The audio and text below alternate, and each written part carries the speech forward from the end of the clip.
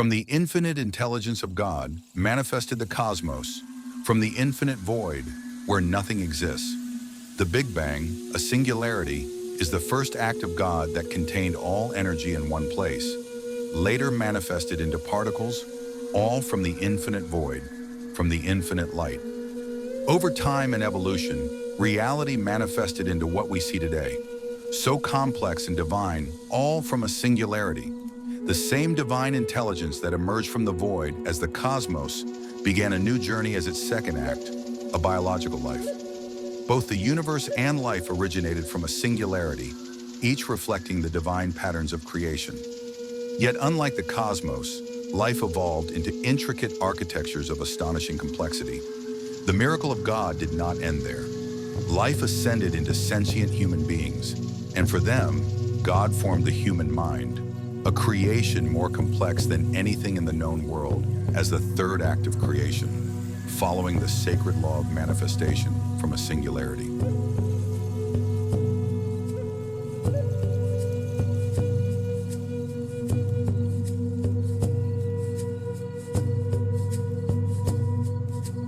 Existence is the journey of God from the unknown into the cosmos, then into life on Earth as humans and other countless creatures. The rise of an advanced mental being as the third act of God marked the dawn of consciousness. The answer for these actions are in front of our own eyes and is nothing other than to live in this world. The world we live in is not entirely as created by God or biological intelligence. Rather, it's a combination of perception and actuation of information in our minds. A unique individual world as being experienced by individual creatures with an individual fingerprint, the inside world. Even though the cosmos and everything is real, what's more real for us is how our mind perceives and interacts with the outside world. One who masters the mind becomes a master. In order to master the mind, one must discover their true potential that resides within themselves. Every answer we seek are within ourselves, and is only a matter of accessibility, which is abundant when the mind is aligned with the nature of the divine.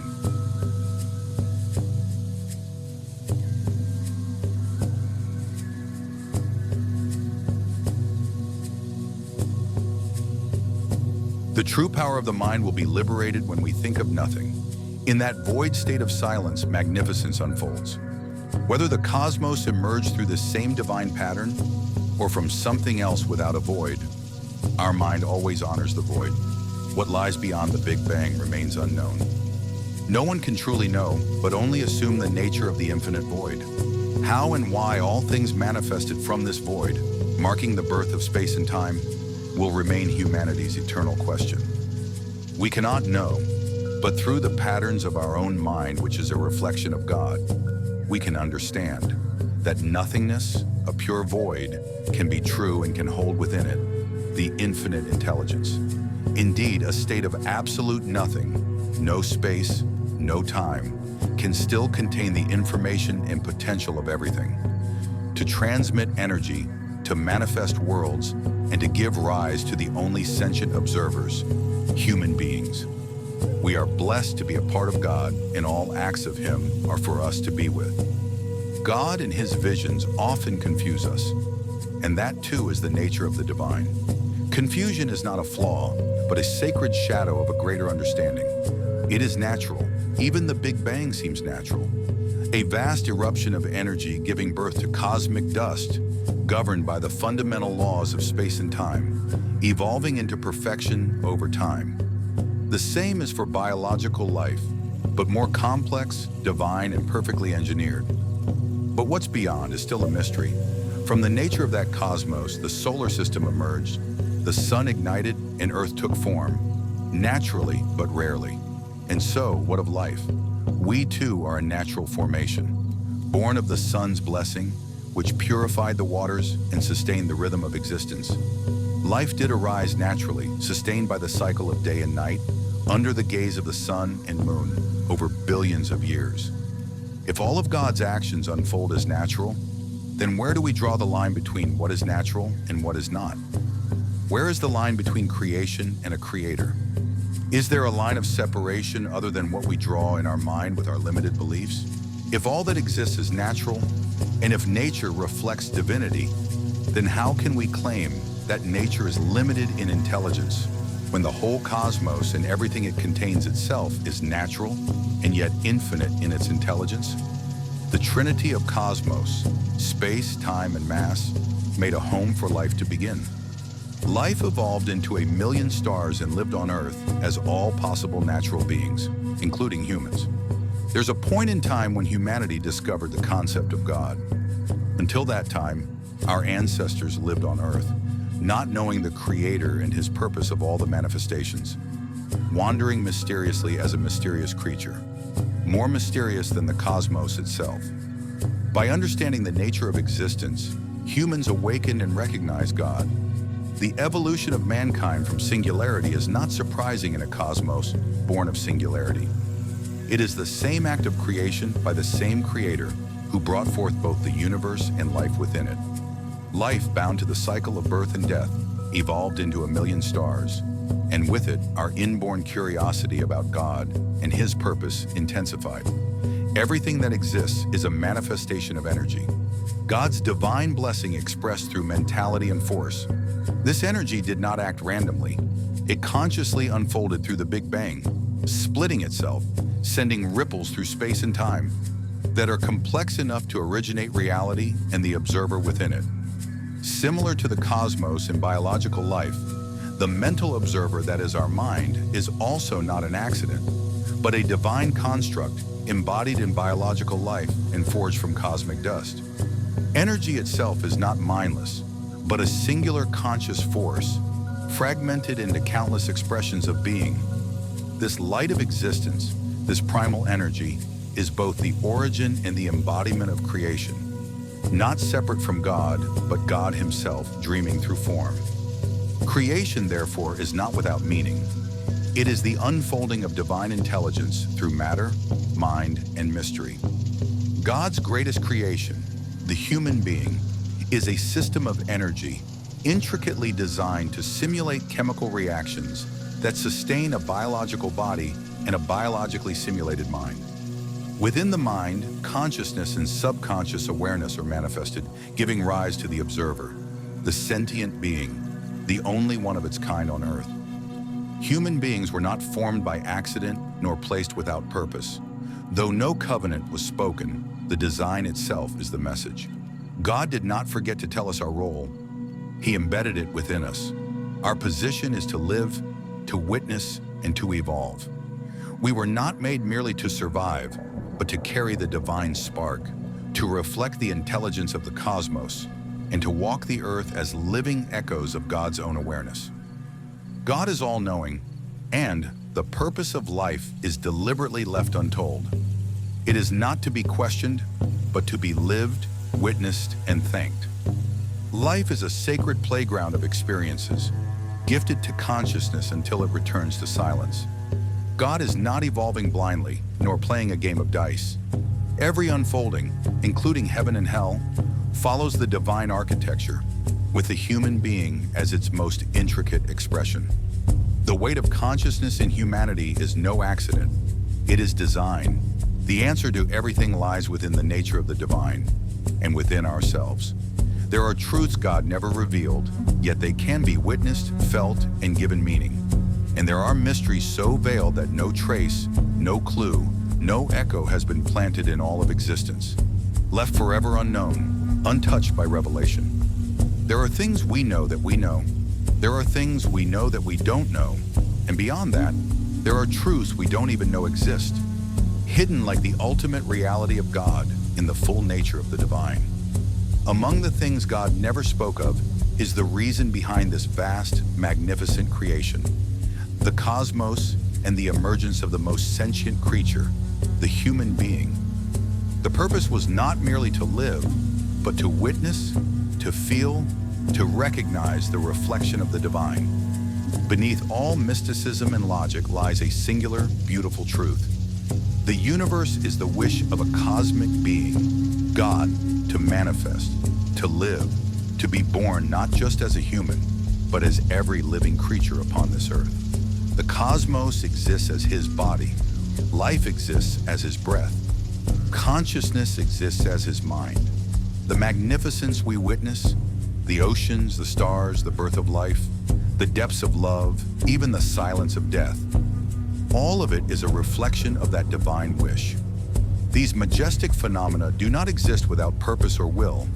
They are not empty. They are the fingerprints of the infinite, engraved into existence. A reminder that the divine not only created life, but is living in it. From the unknown to the Big Bang and beyond, everything, fundamentally built from particles in motion, moving from order to disorder under the laws of physics, forms a stage for biological life to be on an evolving journey through time. Everything classical is made of ripples in space-time, exactly like a simulation. In that simulation is the journey of the most sentient beings on Earth, evolved from a singularity, who knows and sees God and the reality itself more than that of anything else. All that we see as material springs from the same energy that was whole and constant at the very start, then broke apart into countless individual lives, which will one day return and merge back into that oneness. Energy, the fundamental force of nature, underlies all living and non-living things, suggesting that everything in existence is, in a way, alive, since the conscious will of pure energy governs every particle's state and transformation. Even though we know the truth, our mind wanders us more in this lonely cosmos of hidden divinity. Is the cosmos itself a being on a journey from order to disorder? Is life a gift of God? Is it God who created everything from nothing using his light? Or is he the light itself? Nothing stands in the way of accepting these questions as true, for they are deeply understandable and acceptable from the perspective of a human observing the intelligence of the cosmos. Though what he knows is but a single drop, he is wise enough to perceive that the vast ocean is made of the very same drop in integration. Despite the world being strange, are they stranger than what is rational? Do there exist rationalities that are beyond our perceptions? Has our past achieved those relationships? Are those relationships beyond meditation and manifestation? Can a human being actually transcend the laws that govern matter? Can he directly interfere with the reality of materials other than the mindful link between God that only manifests in thoughts from his soul? Does God only accept and respond to our prayers through our minds? Or has he given us some capabilities to actually transcend the laws of matter? How does a human being believe what he knows about the rationalities are themselves the nature of the divine and nothing beyond? How do we know things that exist but are beyond our perception? Are we chained by the laws of physics, or did God give us the magic to manipulate particles? Where are we heading on our evolutionary journey as an individual, as a soul, as a family, and as a society? All our questions find their reflections within the mind, for the mind is a mirror of the divine. Yet God, in his infinite wisdom, has veiled the full nature of existence, not out of neglect, but out of sacred design. He chose not to violate the very laws of physics he himself ordained. So can we. If even God honors the structure of his own creation, upholding the balance of natural law, then how could a human, a fragment within that system, ever hope to break it? We are not here to override the laws, but to awaken within them. Even though these kinds of questions often confuse us, they also push us to think deeply about the complexities of existence. As the only sentient beings capable of questioning it and being able to even think about it, yet nothing feels more mysterious than the silence that surrounds the deal with God. All a human being can truly do is move forward in life, making choices while allowing God to reflect through his mind, guiding him away from evil and raising him toward heaven, until the final resolution of all problems comes through death as the absence of a thinking mind. While living, one can form a divine link with God, a connection that reveals itself through their thoughts, actions, and recurring coincidences. These coincidences gradually shift our perception, showing that they are signs of divinity and the power of our superior mind to influence both our inner world and external reality. In truth, coincidences are events shaped by the will of God, from the Big Bang and the emergence of life in a rock to subtle psychological moments that guide us and shape us. God is the one who molds us into the human beings we strive to become. Through him, we find peace, not through worry or suffering, but by seeing reality and everything in it from its real perspective, as mentioned in this book. Human beings, the top of evolution, exist as a consciousness observing the constructed reality destined to advance in it day by day. We are not only created in the image of God using light, like the other creations in the cosmos, but are also blessed with the ability to observe the divine light that shines in every creation, including ourselves in various depths of understanding that only we can observe and find out about. Human beings, the most sentient creature ever to exist, are on a journey of evolution and advancements to the path led by the decision of an observer individually and socially. They have always felt a strong presence of the Creator and have been shared to the future for others to witness, observe, and follow the divine light of God, the invisible force of nature. What we understand about existence is not only complex, but also a construction of some simple equation scaled to complexity, forming infinite identities.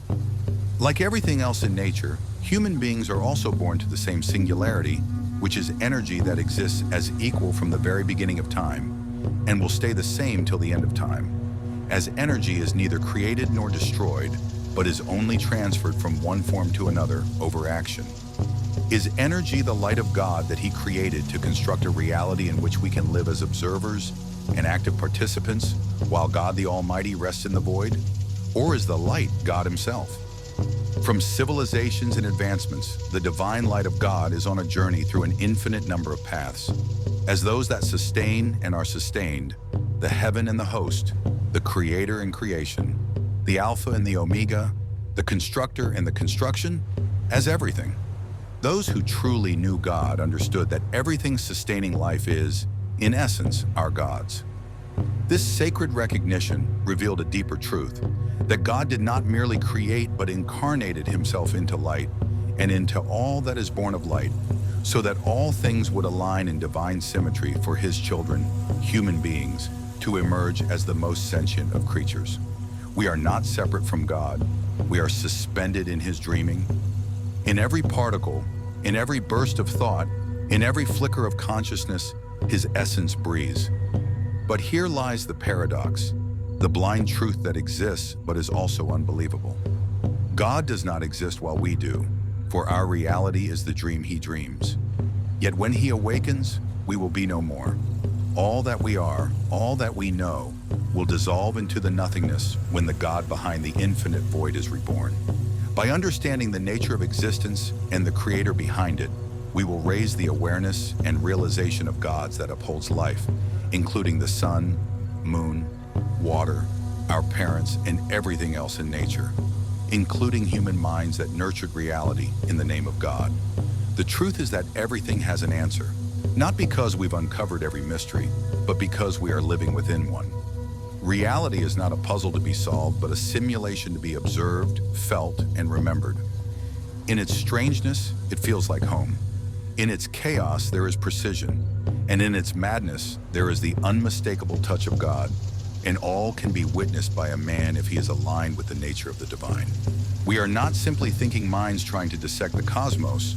We are relaxed minds invited to be one with it. To be in the nature of the divine is to surrender to what already is, and through that surrender, receive the wisdom encoded in existence. A relaxed mind doesn't seek control. It listens, it aligns, it remembers. This book is not written to ask more questions. It is here to show what already exists, what has always existed, and what we have forgotten to notice. The nature of the divine is not an idea. It is the reality we live in, one that cannot be fully understood by a mind that overthinks, but only by a mind that becomes still. We are conscious beings placed in a strange and simulated reality. Yet something about it feels familiar, like it was meant for us. That is because it was. Everything is connected. Everything is calculated. Everything is known, even if not by us. Reality is not random. It is the madness and perfection of God at once. And in this madness we find meaning, all from the infinite intelligence of God.